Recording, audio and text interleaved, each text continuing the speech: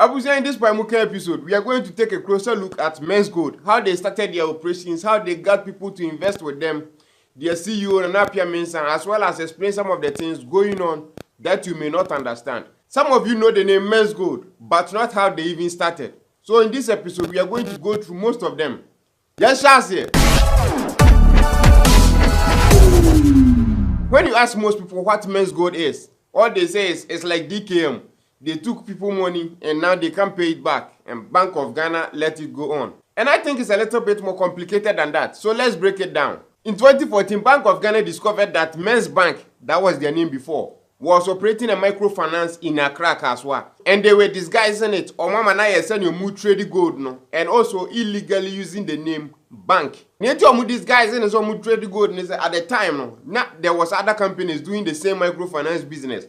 Like God is Love, Jasper Motors, DKM, you know. Ghana has had a lot of those companies going back to the 1980s. And Men's Bank didn't want people to think DS was the same thing as the other companies. So on March 11, 2015, Bank of Ghana issued a notice by publishing the name of companies that were doing business illegally. And Men's Bank's name was on that list. So what did Men's Bank do?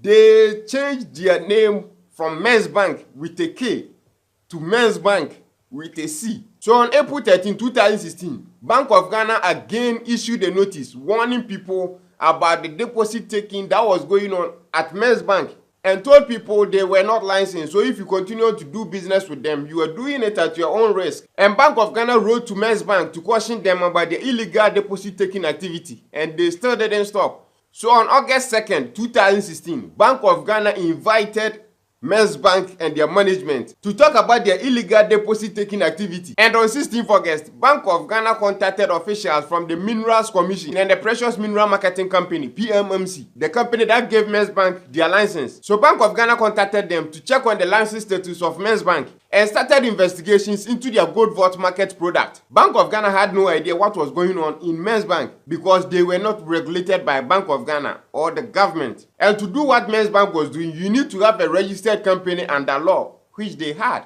and a license to trade gold, which they also had. So the SEC, Security and Exchange Commission, Bank of Ghana, or the Ghana government cannot just shut Men's Bank down without proof of illegal activities going on at Men's Bank. So while all these investigations were going on into Men's Bank, the NDC government left power in 2016. So in 2017, the company Men's Bank that was under investigation changed their name again from Men's Bank to Menzgold. And just like that, the Men's Bank company Bank of Ghana was investigating was not existent. So now, how did Menzgold pulled off what is supposedly one of the biggest scams in Ghana's recent history? Well, one, because of their interest rate of 7 to 12%, which basically translates to, if you invest 1 million cedis with them, by 10 months later, you will make that 1 million cedis in profit, plus your initial 1 million cedis you invested. Two, they had a business that has been operating for 3 years, even if they've had some name changes, and paid customers their profits or dividends on time on the money they invested with them. And also people telling other people that Jack, my invested with Menzgold or Mutuya Meka every month into Sukoko Investi, then people keep going. And the more that was going on, their customers were growing bigger and bigger. Three, at this point, they were getting people to join Menzgold, but not at the rate they wanted. So Magraheb Menzgold knew that to do this and get more people, he had to go all in, and there was a time limit to what he was doing. So what did he do? He branched out. He opened other companies, Xylophone Media, and signed celebrities with huge amount of following to spread the word of Menzgold to get more people to join Menzgold. So he started recruiting them one by one with the likes of Kumi Jetta, Becca, Joyce Blessing, Shatawale, Stoneboy, among others. Because it's like this, Samsung is a big company. So I'm releasing new phone. No, I'm catch say, oh, phone where they come, it's less likely for people to buy. But if someone like Kofi Adoma goes and buys the phone for $1,000, reviews the phone, and then tell people that, oh, this Samsung phone is very good, everyone should go and buy some. If you have the money, you are more inclined to buy the phone based on the review and recommendation of Kofi Adoma. And that was what happened here. The 12 celebrities that were signed by Xylophone had over 10 million followers online. 10 million. And most of these followers trust their celebrities to a point. So when they tell them to buy something or to go and get this thing, they tend to do so if they want that thing. And one way or the other, all of these celebrities were promoting Menzgold.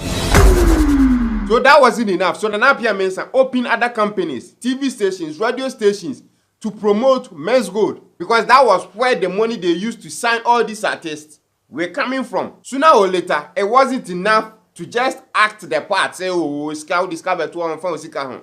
He had to also play the part. That was when we started him with luxurious cars, brand new Land Cruisers and whatever. All these crazy things to get more people to trust him. He was investing, but was very wise about the investments he was making. Recently, there was Kumi Guitar on Kofi TV, and he said his money is also invested in Menzgold, which made me think, after he signed the artist, give them car, a house, and their signing bonus, then he convinces them to reinvest that money. So basically, he is giving you money and taking the money back without you even realize. Menzgold agenda to take over Ghana was not over. So they made sure their name was kept in the news. So whatever thing they were doing, they made sure it was at the topmost. Omoko events are Land Cruisers as on so by 15. Then the news will pick it up. Omoko Ebony a year normal bonds and 50,000 CDs. The news pick it up. Almost sponsor Premier League, $10 million. The news picked it up. So it was, they were constantly in the news all the time. And the more that you are in the public eye promoting something, the more people are opened and inclined to join that thing. People at TV stations, radio stations were promoting their product by talking about them. Even online bloggers were begging Menzgold, Napia Mensah, for phones and laptops, which was disgusting. Bloggers dia omo ewo Ghana. Omo say omo person omo wishi Napia Mensah, CEO of the company. Merry Christmas. Now omo assembly. And so, at the tuna name, you baby wishing an happy aka number one, a happy Merry Christmas and a happy New Year. December about Christmas about Nana, you sure anymore. There are certain things that you had the cage man who I made my say laptop, maybe to say iPhone, but me say, Nana, my Christmas wish say, overcheck me iPhone X. iPhone X and I say iPhone 10. Put my eye, but you never answer what I was saying. iPhone X, he went up and up and up and up to the president of the nation, Nanado, which we all saw in this picture right here, which people says Nanado endorsed his business, which is not true. Let me explain. According to the Deputy Minister of Information, Pius Enam Hajide,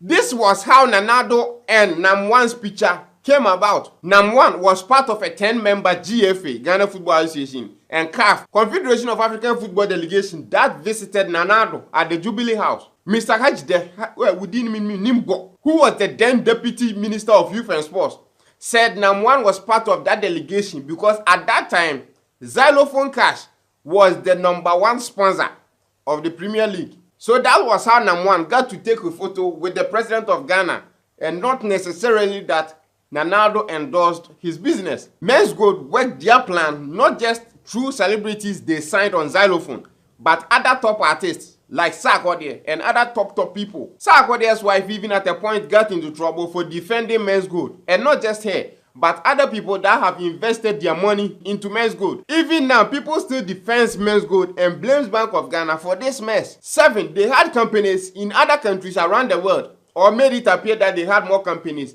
to get you to trust them even more. I remember Israeli did a report on their UK office, which Nam1 responded, "Hello Israeli, today I celebrate your stupidity and retarded mindedness. Set up a provision store today in a kiosk and employ just 1 Ghanaian." Yeah, CEO said that. What were you fucking? So most of what I've said happened in the past 2 years, which helped increase Menzgold customers to over 85%, which is how they grew to 1.8 million customers and over $200 million investments. So you can't just blame the ordinary person for investing, because look, you check the list of what I just said. It's bananas. So why did this happen at all? 1, some people got greedy and wanted to make more money quickly by investing everything they had. I even hear some people invested $1 to $6 million. You have $1 to $6 million. Why invest it into something this fragile? Whilst you can even use that money to open 3 or 4 companies. 2, they were not regulated, so no one really knew what was going on. And even at a point, Bank of Ghana invested 8,000 cedis to just figure out how things were run at Menzgold. Yeah, they duped Bank of Ghana too. So why did Bank of Ghana and the SEC, Security and Exchange Commission, shut Menzgold down? The answer is no, they didn't. Because the Bank of Ghana and the SEC suspected that what Menzgold was doing was a Ponzi scheme. If you don't know what a Ponzi scheme is, it's a type of a fraud which basically they get people to invest with them and then pays that people their interest with money from new investors. So the SEC suspected this was what Menzgold was doing. So they simply told Menzgold that, hey, stop accepting new deposits and pay off the people that have already deposited with you, plus their interest. That was what they said. Because if you can do this, then that means you don't rely on new customers to keep your company afloat. But if you can't, however, then what you're doing is a Ponzi scheme. So that was when Anapia Mensah started going after SEC and the Bank of Ghana by telling people that the Bank of Ghana and the SEC are shutting Menzgold down. For you to easily blame Bank of Ghana and the SEC if you don't research the story.